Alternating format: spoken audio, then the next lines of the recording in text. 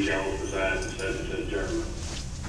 Okay, Jeff Hughes, would you lead us in invocation, please? Okay. Our most kind and gracious, all-wise Heavenly Father, we bow our heads once again, Lord, to give you thanks for another day. We thank you, Lord, for all the many blessings that you bestow upon us from time to time. We thank you, Lord, most of all for salvation. We ask you, Lord, to meet with us tonight, Lord, as we're still stationed at home, Heavenly Father, because of this pandemic we're going through. We pray, Lord, that you'll end this sometime soon in the near future, Lord, and restore all those that are sick back to their normal way of life. Especially ask you tonight, Lord, to be with Brother Scott Cochran, Lord, as he's lost his mother, he lost his father 2 weeks ago. We pray, Lord, that you write your blessings on him and his family, Heavenly Father. We pray that you relieve him and his family, Lord, of all this trouble that they went through here in the last few weeks. We ask you, Lord, to lead, guide, direct us tonight, Lord, as we try to conduct the business of the county. We ask you, Lord, to give us all the knowledge and the wisdom that we need to carry out our duties.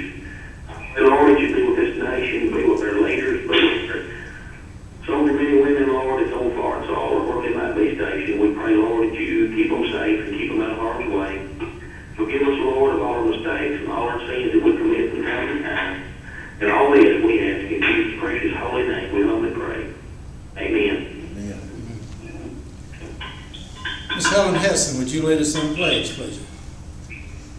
Pledge allegiance to the flag of the United States of America, and to the republic for which it stands, one nation, under God, indivisible, with liberty and justice for all.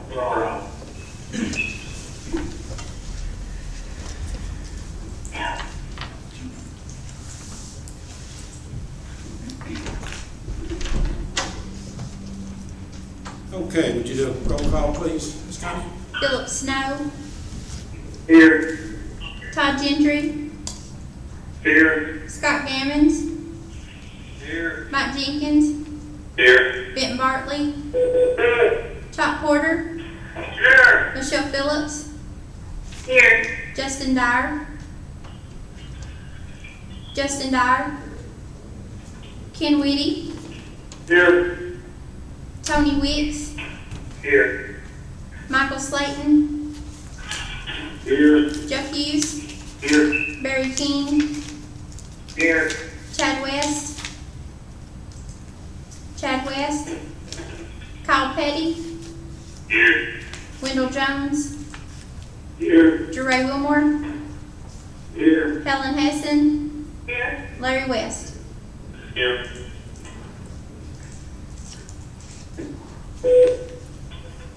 Okay, we do have a quorum, so we'll get started. I want to welcome everyone here tonight. Of course, this is being done via teleconference. We're also videoing this through YouTube.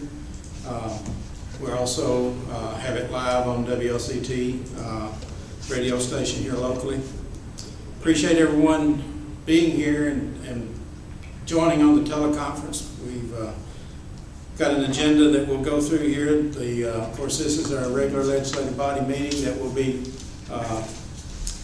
making final decisions. The commissioners will on tonight as the items as we go through the agenda. For those that might be viewing for the first time, we have 2 meetings. We have one that's the first Monday night of each month. That's when the commissioners are basically as a work session for them that they are receive the materials and we go over it, and then they have 2 weeks to review that material and come back at the legislative meeting, which is tonight, that they can vote on that and make final decisions.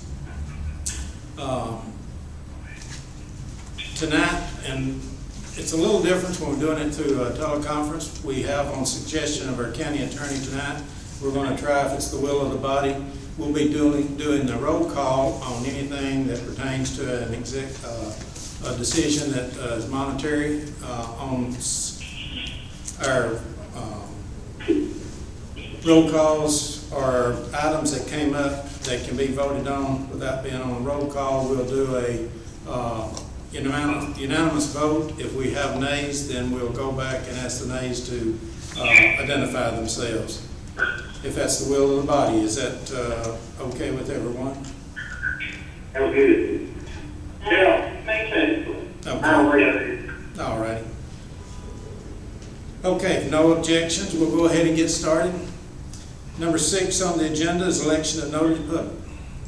Ms. Connie, do you have a list? I need a motion. Okay, we got a motion to go in election notaries. All in favor? You got a second? I did. Okay. Got a motion and got a second. All in favor, let it be known by saying aye. All opposed, by like sign. Okay, Ms. Connie, got ahead of myself there, sorry. First one is Dwayne Sloan. I Okay, the second one is Greg Klein. will. The third one is Steve Limble. I And the last one is Pam Soma. will. Michelle. Okay. Do y'all have any more for me? Again, I got one. Okay, Scott? Karen Tuck. Karen Tuck? Yes, ma'am. Okay, I'll call her. Do we have any more? That's all I have. If you make a motion that nominations cease, elect them by roll call. I'll give it a second. Okay, we got a motion and second to elect by roll call. We'll go ahead and all in favor, let it be known by saying aye. Any nays? If not, motion carried. Okay, next is approved minutes. In your package, you've got 3 sets of minutes that you were given at one's legislative body meeting of 6/15 of 20. Entertain a motion to approve.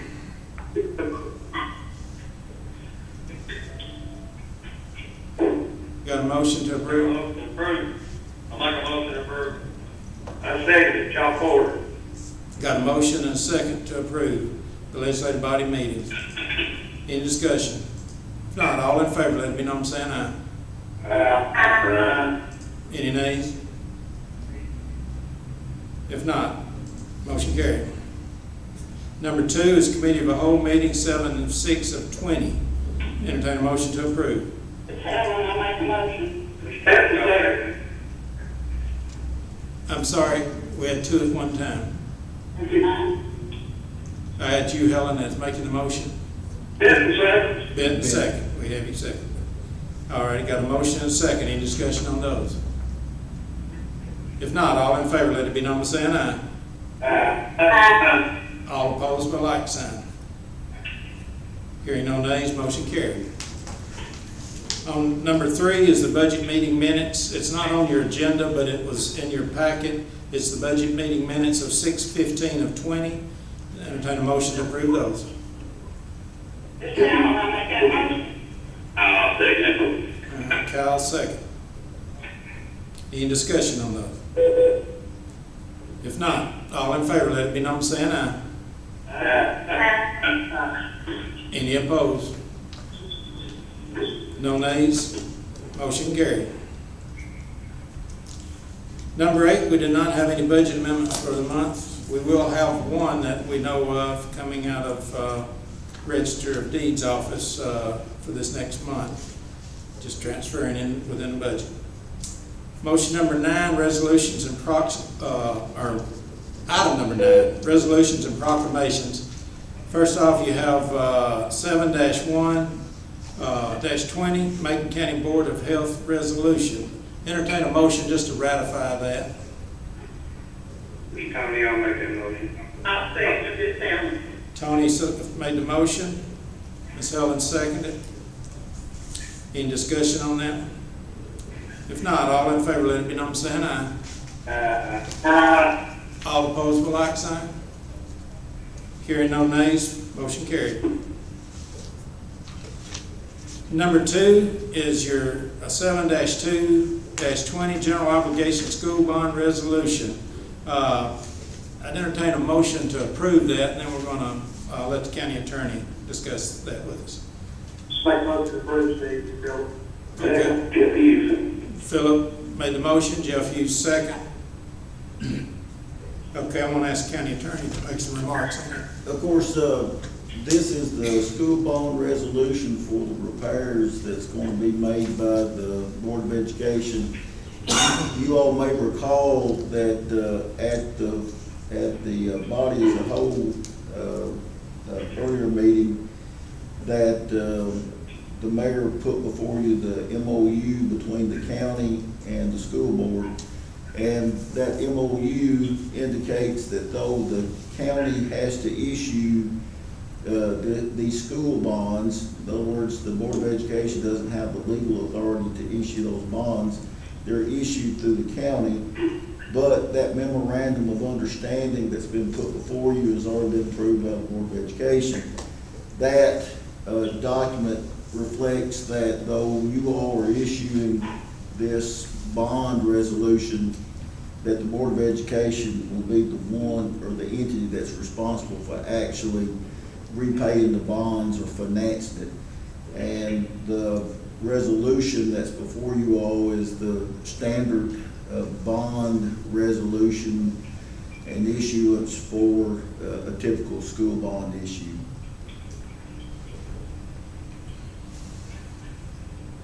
If anybody has any questions, I'll answer them, and likewise, we've got Rick Delaney on the phone as well. If anybody has a specific question beyond that, it's pretty straightforward.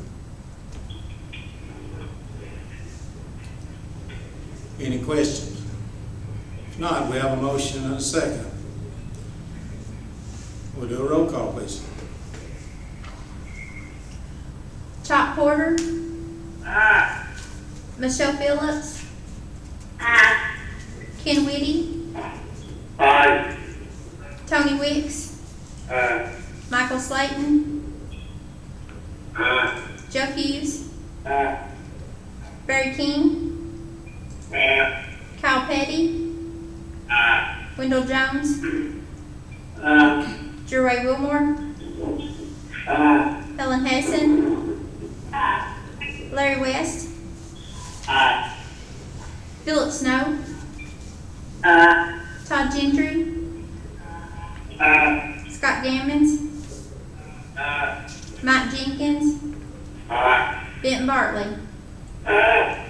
Would anyone want to change their vote? Motion carries. Okay, item number 10 from the school director. You have a memorandum of understanding there, or MOU we call it, between the Board of Education, Macon County Sheriff's Department. This was drafted by our county attorney. Actually, I didn't draft that, but Okay. the other MOU that I drafted Okay. after I looked at that. All right, I thought he. I'm gonna give credit to you where credit should be. Okay, but I think the sheriff has met, and school director, Mr. Bowles, would you like to, are you the sheriff, want to speak on this? I think. Yes, the reason that we're bringing this MOU before the county commission tonight is due to the fact that last year the school was closed for an extended period of time, and all of the SROs were paid through the school system. And this year, the board wanted to, in case the schools shut down for an extended period of time this year, for the sheriff's department to take up some of that payment, because we didn't have enough work to keep the SROs all night busy. Of course, there's an agreement between the board and the county commission that we reimburse you all for 9 SROs. But what the sheriff and I agreed to in this MOU that has to be approved by the county legislative body is that in the event, and this is, if you have a copy of this, it is Article 4 of this MOU, which I think that's somewhere around page 3 or 4, but it's Article 4.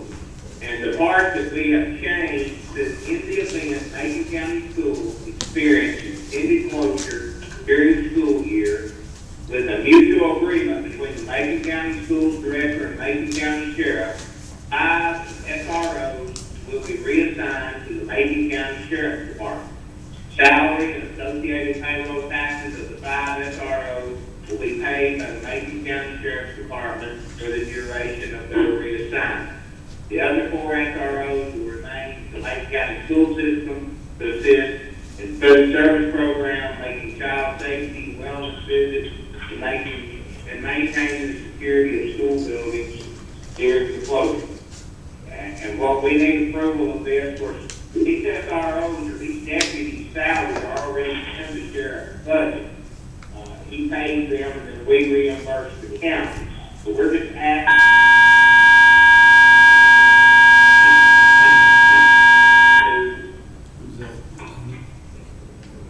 Connie, that was yours. Go ahead. We cut out again, like the 12. The what? Cut out by like 12. You try that again, I'm sorry, sir. Okay. Basically, this agreement is that if the schools have an extended closure, 5 of the school resource officers will be reassigned to the Macon County Sheriff's Department or as road deputies. The sheriff will give them their assignments. Those salaries will be paid by the sheriff's department. Those salaries are already in his budget, and we just won't reimburse the sheriff's department for those 5 salaries during the closure. Of course, the sheriff and I will meet, and we'll have to decide, what that length will be. Sheriff, Last year, we paid out all 9 SRO salaries, and the board this time just didn't feel like that they got their money's worth on that for this school year. I would like to add to what me and Tony talked about. Yeah, Sheriff, go ahead. I'm sorry. What I want everybody to realize is this pandemic hits again, and it hits in April 1st, okay? A lot of these SROs is going to have now that was approved by the school system. About the things that we want to figure out when that contact valve or whatever, I couldn't agree to this MOU because I ain't got the authority to say they ain't got to reimburse the county court. We did agree on this, but I want us to understand it could be a lot of contact that is accrued through the school system. So if we go automatically in a pandemic and the school shuts down, we need to wait a couple of weeks or 3 weeks or whatever before we do this. That's all I heard. That's why it's in there that you and I will get together and decide when that needs to occur. Right, I just said that's something that the money's already put in my budget now, so I just want the county commission to know that's something that they will have to approve. I can't approve it, I have no problem working with the school system, but I just want y'all be the ones to make that call. I don't have the authority for that. Mr. Mayor, can we, yes. let me understand something. If the school board school closes for the pandemic, for whatever reason they have to close down, the SROs don't work for the school, they're being reassigned and working for the sheriff's department. Is that what I'm understanding? Yes. Okay. Yes, sir. All right, so they'll be paid then, but they're doing the regular deputy job, whatever it is they're filling in, whether it's serving papers or whatever the case may be. Yes, So we'll have sir. more officers on the road at that point, correct? Yes, Yes. that is correct. Thank you, sir. That's what I want to clarify. Thank you.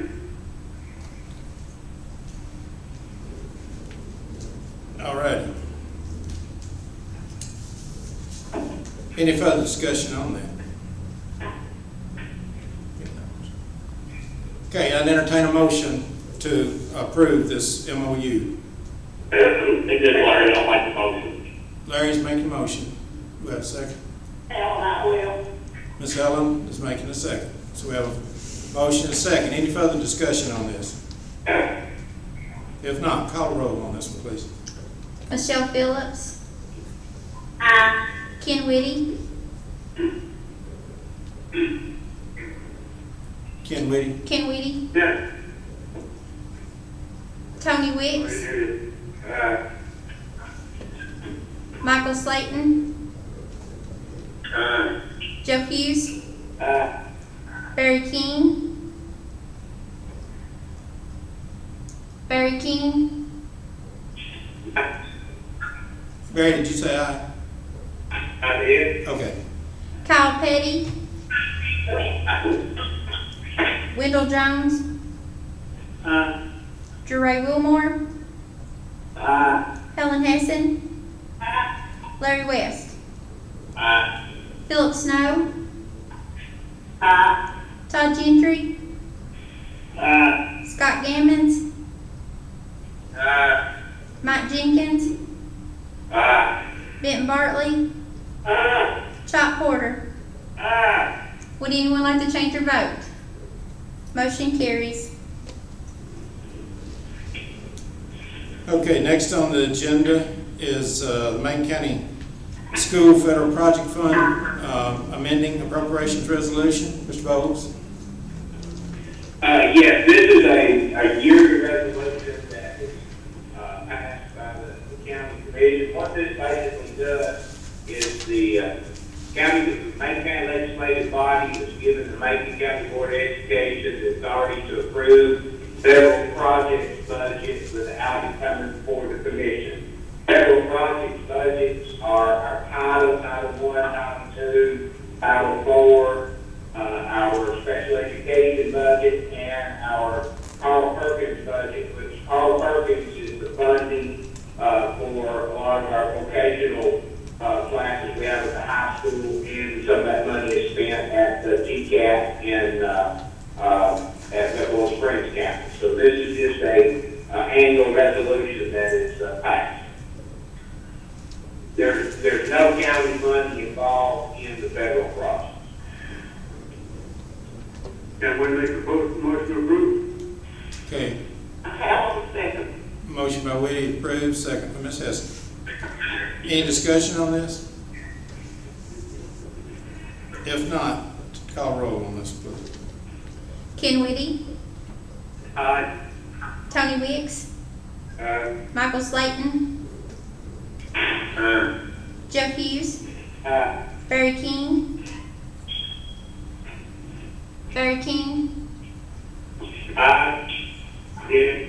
Kyle Petty, Aye. Wendell Jones, Jeray Wilmore, Ellen Heston,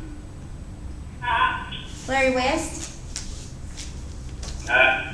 Philip Snow, Todd Gentry, Scott Gammons, Mike Jenkins, Ben Bartley, Chop Porter, Michelle Phillips. Would anyone like to change their vote? Motion carries. Thank you all for passing the MOU for SROs, the bond issue, MOU, and this resolution. Okay, Tony, would you like to give any remarks while we're here of the school? I know a lot of people's interested in how you're gonna open schools, when, and so forth. Well, we are, our plan is we have a board meeting, on the 9th.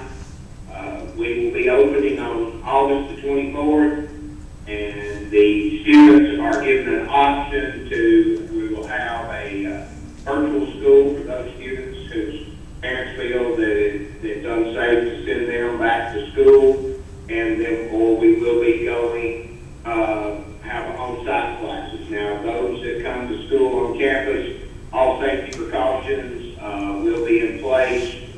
The principals each have submitted their own plan for how their school will operate, and I'm looking over those now, making tweaks, and we'll present those to the board members. But we've been meeting weekly about this, and I think the principals have come up with some good plans to help keep all of our Macon County students that are on the site safe. Tony, we're doing some sort of distancing thing, or what are we doing? Well, Ken, our classrooms are not large enough to practice the 6 feet social distancing. Now, the CDC has come out with some recommendations that 3 feet might be appropriate for the lower grades, and that can be met in some of those. But, we're planning on having alternating schedules in the schools where they change class, where there won't be as many students in the hallway at one time. And the elementary schools are keeping every class, together. They call it cohorts. So they're keeping the kids all in the same cohort every day, where they will be intermingling with with the other students. The junior high, they're kind of keeping the cohort all having the same 5 or 6 teachers during the day. They will still rotate classes, but they will all be mingling together as in the past. Okay. And what are we doing about sports? We still having it, or Yes, we're still having sports. As of right now, TLSAA is giving us a little bit of guidance as we go along. They've not fully decided when football will start, volleyball, and golf. They will be starting at their regular TLSAA calendar. Of course, we're having practices right now, and every day, temps are checked. They all go through the protocol questionnaire, sign off on that. And they're not all together. They're divided up into groups as they practice to try to eliminate all of them being together at one time. Yeah, you're a little concerned about that, but all right, thank you. You're welcome. Okay, thank you, Tony, for giving us a little update. I know Thank you, Mayor. a lot of people asked questions about that. Okay, number 11 on the agenda is to cover motions from the committee of a whole meeting. We'll go with number 3. Number 1 and 2 has already been covered in motions here tonight. So motion number 3 by Whitty, second by Snow to not close Green Hollow Road until all parties could come before the commission and discuss the closure and defer to the legislative body meeting for approval. So you deferred that. I did talk to Mr. Smith and told him, I talked with him and with an email, and Mr. Cook talked to him, a road supervisor talked to him, asked him not to make any, put up any barricades or anything on that road for now. And what I'd like to do is to bring that back when all parties could be here. We did have Mr. Hart that had expressed that he wasn't made aware of it's going to be closed, and he had purchased property with intent for that road to be closed. So what I'd like to do is just send this on till we have a full body meeting and can have those people here. Okay, Ms. Hesson's made a motion. Do we have a second? I'll second it. Okay, motion and second. Any discussion on that? If not, all in favor, let it be known by saying aye. All right, any nays? If not, motion carried.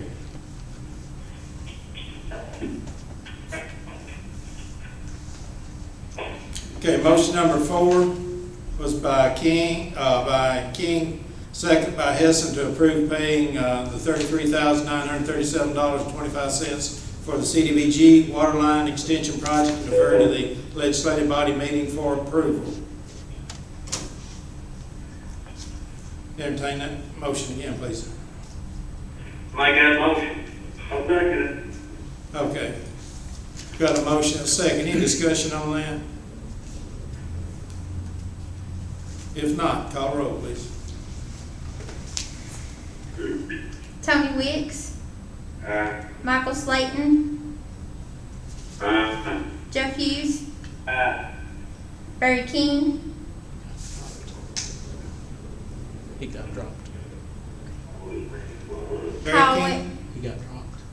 Okay, Barry King's dropped off. Kyle Petty, Wendell Jones, Jeray Wilmore, Helen Hessen, Larry West, Philip Snow, Todd Gentry, Scott Gammons, Mike Jenkins, Ben Bartley, Chop Porter, Michelle Phillips, Ken Whitty, Barry King, would anyone like to change your vote? Motion carries.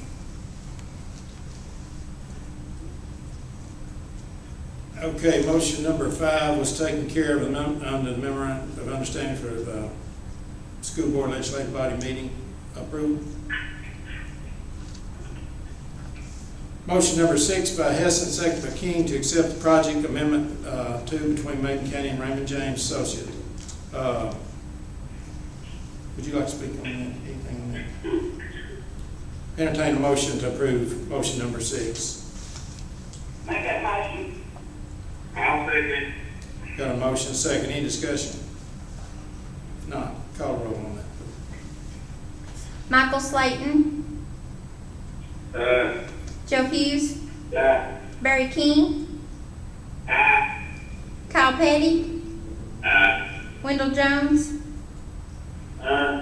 Jeray Wilmore, Ellen Hessen, Larry West, Philip Snow, Todd Gentry, Scott Gammons, Mike Jenkins, Benton Bartley, Chop Porter, Michelle Phillips, Ken Whitty, Tony Wicks. Would anyone like to change their vote? Motion carries.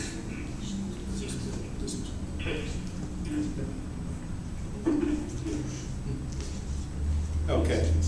We skipped number 5. We need to go back to that. Motion number 5 by Hughes, second by King, to accept the memorandum of understanding between Macon County and Macon County School Board and the third legislative body meeting for approval. We've got two things that are similar there, and it gets very confusing. So entertain a motion to accept that one. Bill Hughes made the same motion. Okay, Jeff. Second. Scott Gammon. Scott Gammon, second. Okay. Any discussion on that?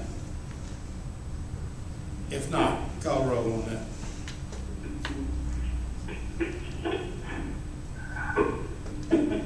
Joe Hughes, Barry King, Kyle Petty, Wendell Jones, Jeray Wilmore, Helen Hessen, Larry West, Philip Snow, Todd Gentry, Scott Gammons, Mike Jenkins, Benton Bartley, Chop Porter, Michelle Phillips, Ken Whitty, Tony Wicks, Michael Slayton. Would anyone like to change your vote? Motion carries. Okay. In the committee of a whole meeting, I made you aware that we had put in the budget in $688,000 that we were receiving from the state. That was increased to $862,974, or it was $174,974. We will be bringing you back a budget amendment to put that into the budget, and then we will discuss where you'll spend it. Now, this $862,974 is money, one-time money coming from the state of Tennessee, from the governor. It has to be spent in the budget, or we have to turn in what we don't spend. So we will want to try to get all these funds spent on projects. We put it in our capital expenditure, so hopefully we will have projects there that we can spend that on. But I'm going to develop you a list of projects for for the August meeting and bring to you. You did approve us to go ahead and pay for the ambulance. We'll be getting that probably next week. You did approve for that to be paid out of this, $126,000, and you approved for 4 patrol cars at roughly $35,000 to $36,000 fully equipped out of this money. So that's what motion number 7 by King, second by West, to give authority to Mayor Jones to purchase the ambulance and 4 patrol cars using money from the 171 funds. Hey, Steve? Same motion. Okay, we've got a motion. Do we have a second? And we got a second. Barry? Okay, we've got a motion and a second. I think I had someone want to make a discussion. Yes, sir, can we have the rest of that money for water line grants where we can't, where they're not covered by the CBG? Yes, we've got 200,000 currently set up for that, and we've got some extra monies here that we may want to put back into that. The problem with the funding for the water right now is we're at the city of Lafayette's mercy, or city of Reboiling, or Westmoreland, whomever covers that area of our county of providing water coverage. That's who we're going to have to work with, and right now, of course, they've had a mayoral change at the city of Lafayette, and several few of the council members have changed, so we're just going to have to get back with them and discuss this further on what we'll do. Because I'd like to see that to go towards the water grants or water lines, even if we have to pay it ourselves, get some of these people water and then wait so long to get it. Well, this won't touch what all you need. You need about 32 million to get through. That's just a rough So estimate. we can still get another 5 or 6 houses covered with water. I think it works. Yes, and that's what we'll try to do if we can get the cities to do it. I know we've discussed Taylor Branch. We've discussed, I know the two roads that we really need water up is Dry Branch and Sycamore Valley, to be able to get into areas that CDBG funding could possibly be gotten for that. So we're just going to have to sit down and discuss that and see what we can do on that. It's roughly $100,000 a mile to get water up the road, give or take a little, is what I've been told by the engineers. Okay, thank you. All right. So we got a motion and a second. Any further discussion? If not, call the roll, please. Barry King, Kyle Petty, Wendell Jones, Jeray Wilmore, Helen Hessen, Larry West, Philip Snow,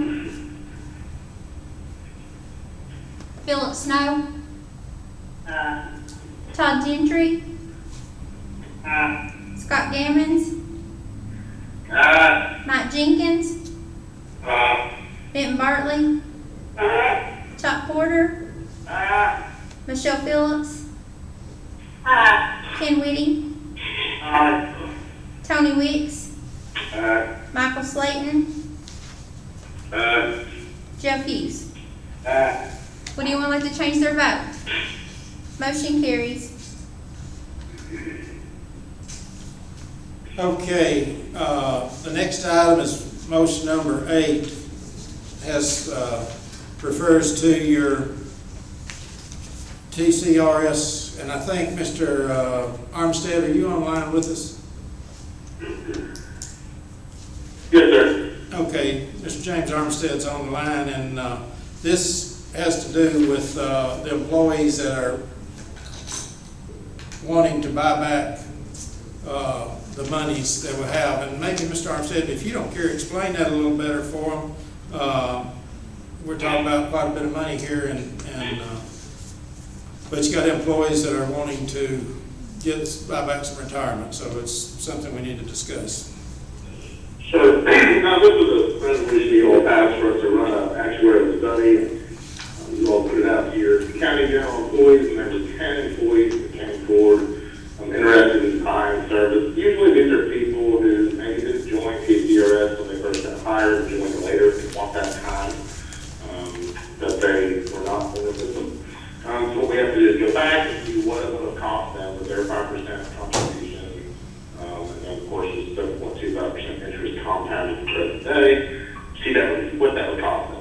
And what we do for the county is we present you all with what it would cost the county, because as we know, there's always a county piece in funding TCRS. So assuming that all 10 employees decided to purchase their time back, the county will be responsible for $123,474. And that can be paid a lump sum, or that can be paid over a 1-year period, added to your rate, an extra 1.16% to your rate, which I believe this year is 4.08% of payroll.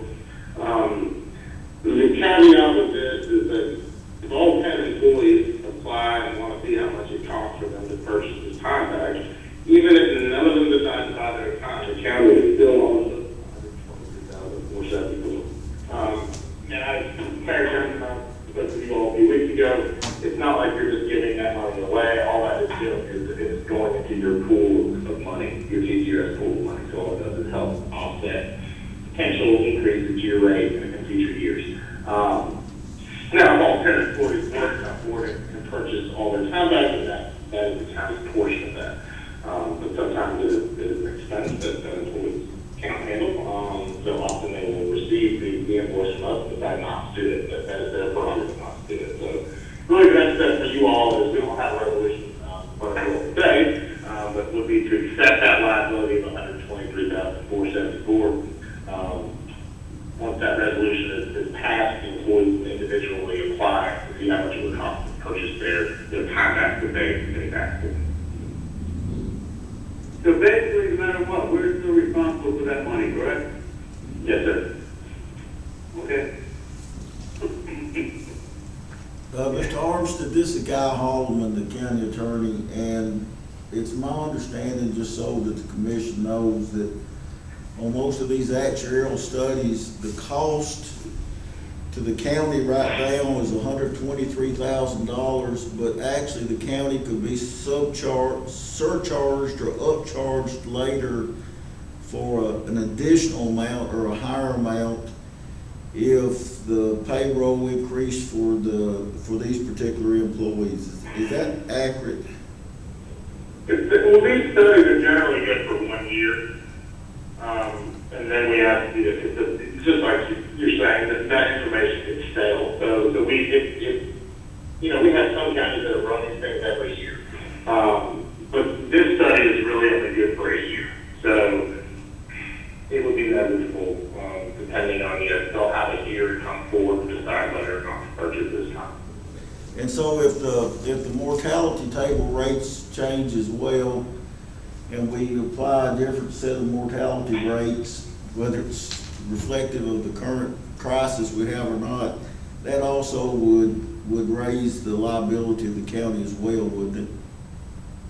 Yeah, that's what we take into account every single year when we do the actuarial evaluation and give you all your new rate each year. Obviously, the biggest thing to take into account is our market returns. Obviously, then we look at mortality tables, we look at pay raises, we look at age of employees, all kinds of things like that. And every year we come back with a new rate for you.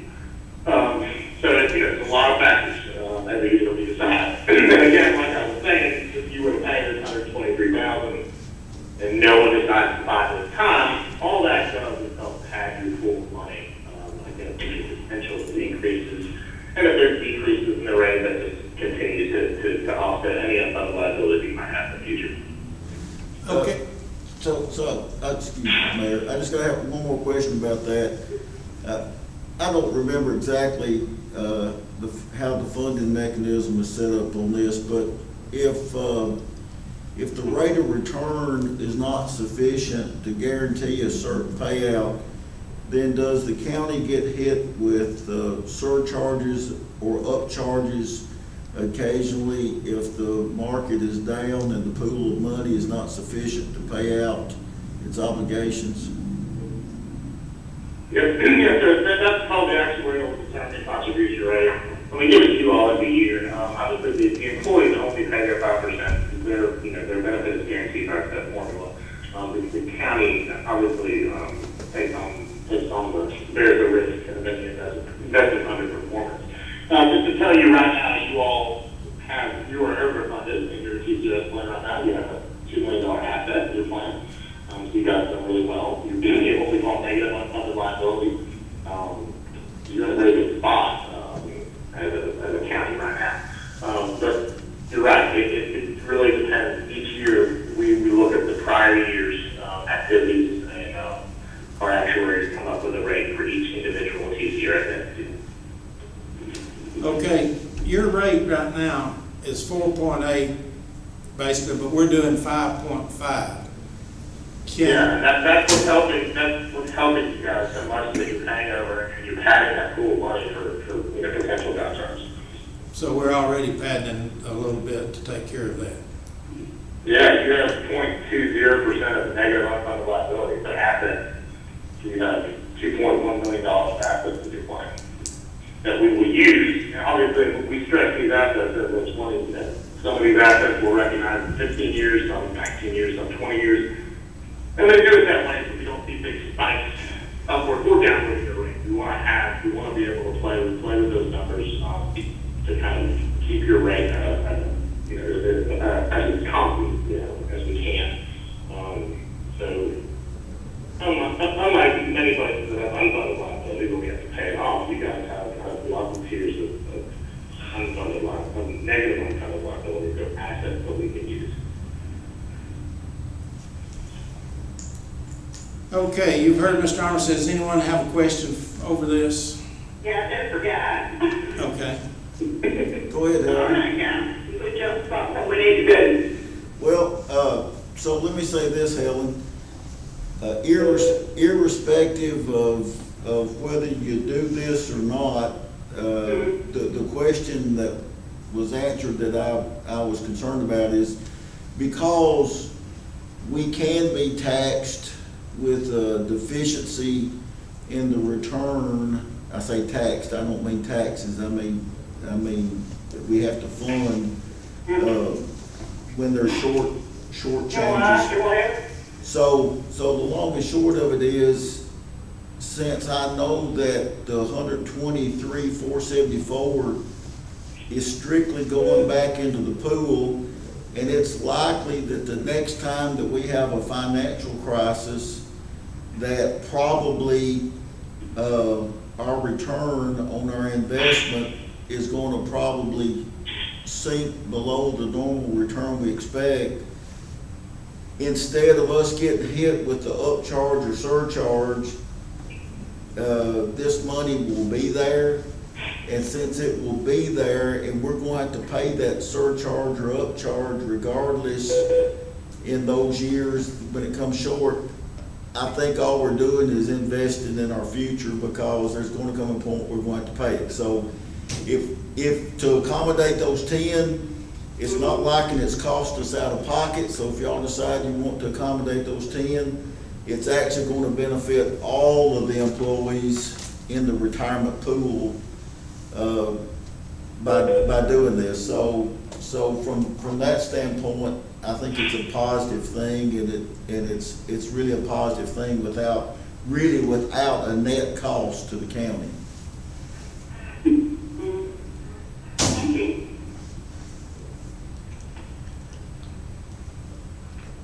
Any other questions? And this funding could come out of this money that the governor has given us.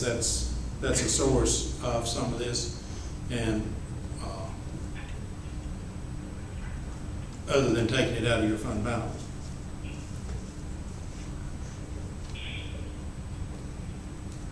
So, what's the will of the body? Steve, I'll make the motion again, sorry. I'll second this time. Okay, got a motion and a second to approve this funding, and for us to bring you back a budget amendment to take care of it. Any further discussion on that? If not, call a roll, please. Hey, this Bill. Yes. Okay, I'd be supportive of it if we take out this extra money that the government's giving us. With our fund balance starting to sink as low as it is, I would be against taking it out of the fund balance. I just, that's my thing now. Okay, well, that's what we would do, is bring back a budget amendment to use some of the funding that the governor's put out. Hey, Philip, let me just remind you that this does not have to be paid all in a lump sum if y'all chose not to do that, so that it doesn't come out all at once out of fund balance. You could fund it over a year's period as well. Yeah, I understand that, guys, Yeah. but that way, the way I see it, it should be there 5,000 cuts. It's gotta be paid, doesn't it? Yes. Just an FYI for you, well, I've got an email today. The governor, they've turned loose another $115 million for the counties, and we will be able to be reimbursed, I think, without any problem, all of the COVID pay that we've had to pay employees where they have been out. So bottom line, that helps our fund balance big time to get reimbursed, because that's going back into payroll. which is out of your 101 budget. But we'll have to apply for that, but one of the areas, it has restrictions because it's federal dollars. It has restrictions on it, but one of them is you can be reimbursed for any of your pay that you paid out for COVID. Okay, we got a motion, a second.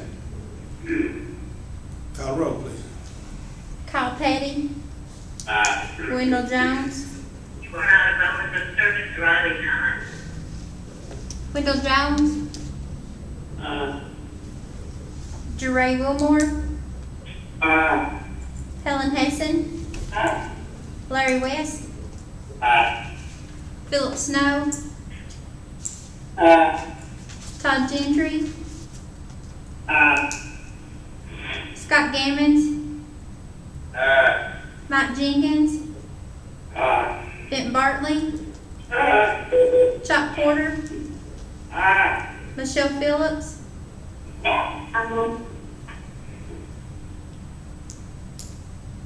Ken Whitty, Tony Wicks, Michael Slayton, Jeff Hughes, Barry King. Would anyone like to change their vote? Motion carries. Okay, it's my understanding, Mr. Armstead, that we will have to pass a resolution, the commission does for this. So if you'll get that to me, we'll bring that back in August, and I'll bring them back a budget amendment for the funding on this. Yes, sir, I'll get that over to you later, please. Thank you. Thank you. Okay, motion number 9 by King, second by Weeks, to give Mayor Jones authority to pay the invoices for the Justice Center expansion using funds from the 171 account. I'll make this thing motion. I'll second it, Tony. Okay, got a motion and a second, and we may, on this, my understanding, anything that we're doing right now, if we get the USDA loan, when we get that secured, then we can apply for reimbursement of these costs that, for engineering and architecture fees. That's correct. So that's a good thing for us. Any further discussion? If not, call a roll on that, please. Wendell Jones, Jeray Wilmore, Helen Hessen, Larry West, Philip Snow, Todd Gentry, Scott Gammons, Mike Jenkins, Benton Bartley, Chuck Porter, Michelle Phillips, Ken Whitty, Tony Wicks, Michael Slayton,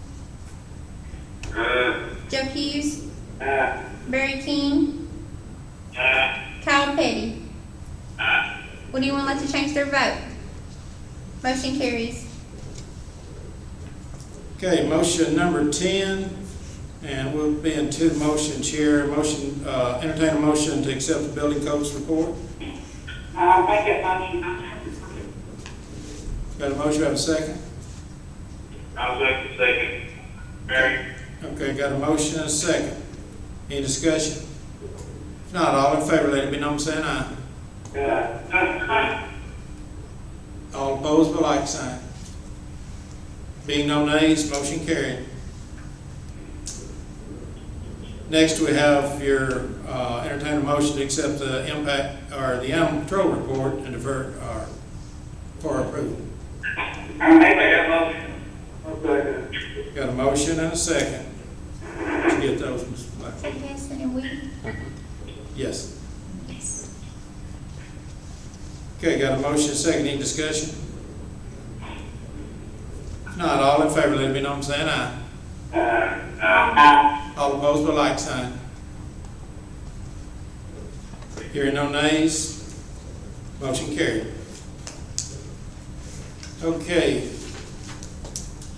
I've already discussed this with you, the additional state funding, so I will be bringing back a budget amendment for that, and we'll be including a budget amendment to put the balance back into the 171, and then you can make the decisions as we go down through the year of how we'll be spending that money. So we really don't need a motion for that. That's just for your information on that one. That's everything on the agenda. I do want to just talk to you briefly about a mandate on wearing masks. There's been quite a bit of discussion. I know you've seen the news articles on national TV about masks. There is no doubt that we want to support masks being worn. This community has a very high number. I met with the state today with the health department. We are going to be moving the testing out to the fairgrounds, to the women's building out there. They were needing a place, and we were trying to find a place, and I carried them out there today, and that's where they'll be testing for the next few months out there. So we're going to be working with them on that. But as far as masks, I support what Walmart, what all of the chains of businesses are doing, what our local businesses are doing to support masks and ask citizens to come into their stores to wear masks, because that is a control of the virus that's going around. I don't have my mask on tonight. I had it here with me, but it was fogging up my glasses, so I had to pull it off.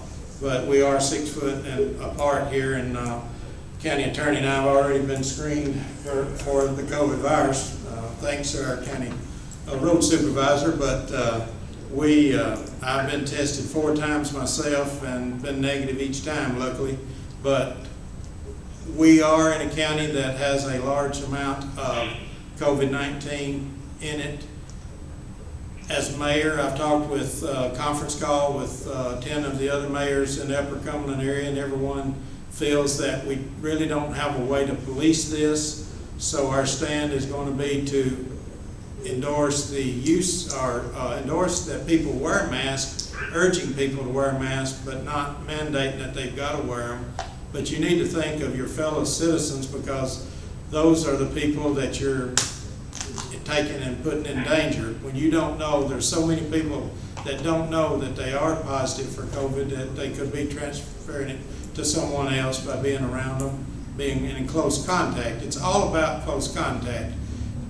I've been told that just walking by someone, you're probably not going to be exposed. But if you're standing less than 6 feet of them and communicating with them for over 10 minutes, then you have a high risk of exposure to the virus if they do have it. So we want to let everyone know in Macon County, we do support and want you to wear a mask, but at this time we've not mandated that it is mandatory. We just don't have the workforce or the law enforcement. We don't have the people to enforce this at this time, but we do encourage it. We do commend those locations that are requiring masks to come inside.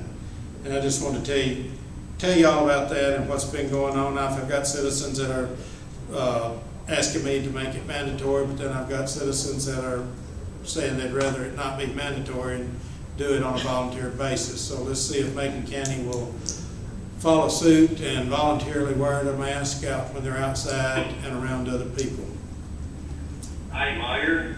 Okay. I know they're showing us the highest, they're showing high tests like we got a bunch in there. It's like, I know you've been tested over time. Are they just counting you once, or are they counting you been tested? I mean, like say somebody went and tested and they tested positive 4 times. Are they just counting that person 1 time, or are they counting him 4 times? My understanding, you're only counted once. No, you don't count 4 times. You get counted every time, trust me. If you are. Now, I don't know if that's on the health department numbers. I will ask about that, but I thought I'd been told on that you're just counting 1 time. And but it's been very confusing on numbers because of the way they're done, the testing procedures, the amount of locations that are testing.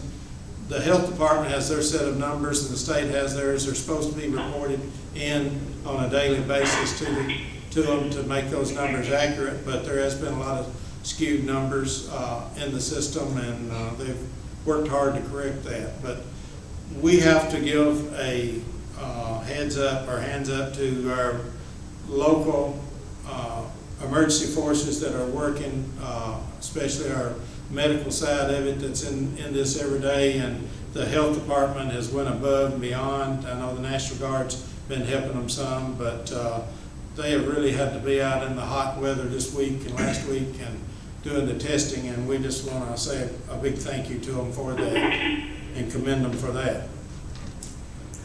Does anyone have anything else? If not, we need a motion to adjourn. Make that motion. Second. Got a motion and a second. All in favor, let it be known by saying aye. All opposed, with a like sign. Okay, we stand adjourned. Thank y'all. Good night.